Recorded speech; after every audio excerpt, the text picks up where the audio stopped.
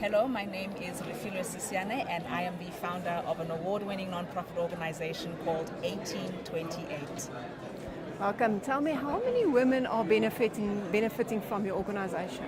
Well, since we started in 2009, we have impacted 3,660 girls through our life skills workshops, and we basically conduct these at marginalized high schools across the Gauteng province. We go in, we talk to girls in grade 11 and grade 12 about various topics in the life skills forum.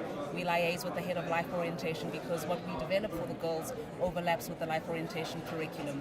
Once the girls matriculate, they go into the Big Sister network, which is our mentoring program.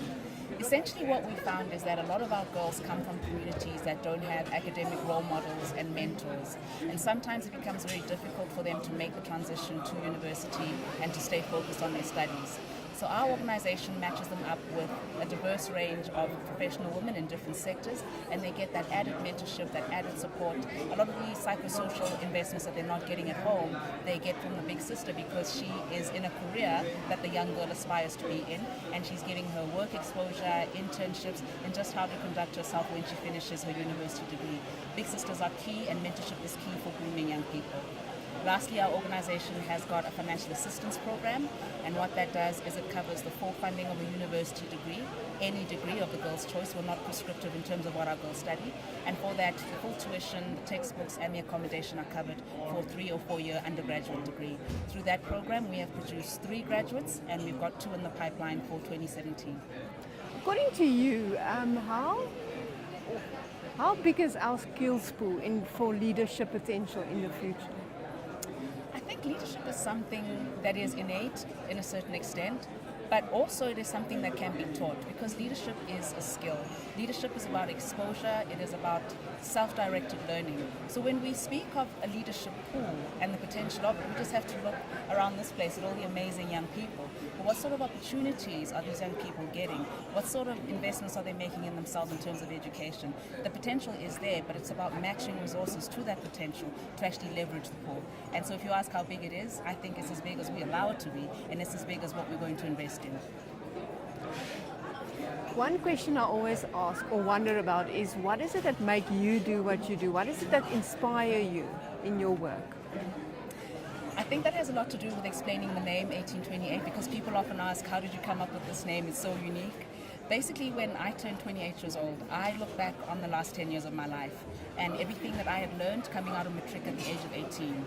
And I just feel that I would have gone a lot further if I'd had someone there for me, guiding and supporting me. So turning 28 and looking back on my journey from the age of 18, I wanted to provide the support that other girls in a similar situation as me didn't have. And I wanted to be there for them and to share my lessons and to make them realize that it's not the end of the world not knowing what you're going to do after matric. It's not the end of the world being undecided. There is still someone who can guide you, and you can learn from someone else's mistakes. It's not always necessary for you to fall into a ditch and, make the wrong decision or make the wrong turns. I think you learn from others' experiences vicariously, and it's enough that someone else makes that mistake. So what keeps me going is, number one, my own experiences, and it's trying to prevent more young women from not having similar experiences and just flattening their learning curves and making sure that they get ahead and go a lot further than where I was at 18 or 28. What keeps me going is the motivation that I get from people who come and say this is a wonderful initiative and they support us. We've had a lot of positive media publicity, people over the years wanting to profile 1828. Of course, our wonderful donors who've made lots of investments in us. All of these things are what keep me going, because I believe in the future of this country, and I think that if we can start investing one woman at a time, we can create the South Africa that we all dream of. What can each person or each woman do, or anyone for that matter, aspiring leaders, do to advance themselves? What is that number one thing? If they don't have any other skills, any other talents, what can they do? I think the first skill is discipline, because you're not going to lead others if you can't lead yourself.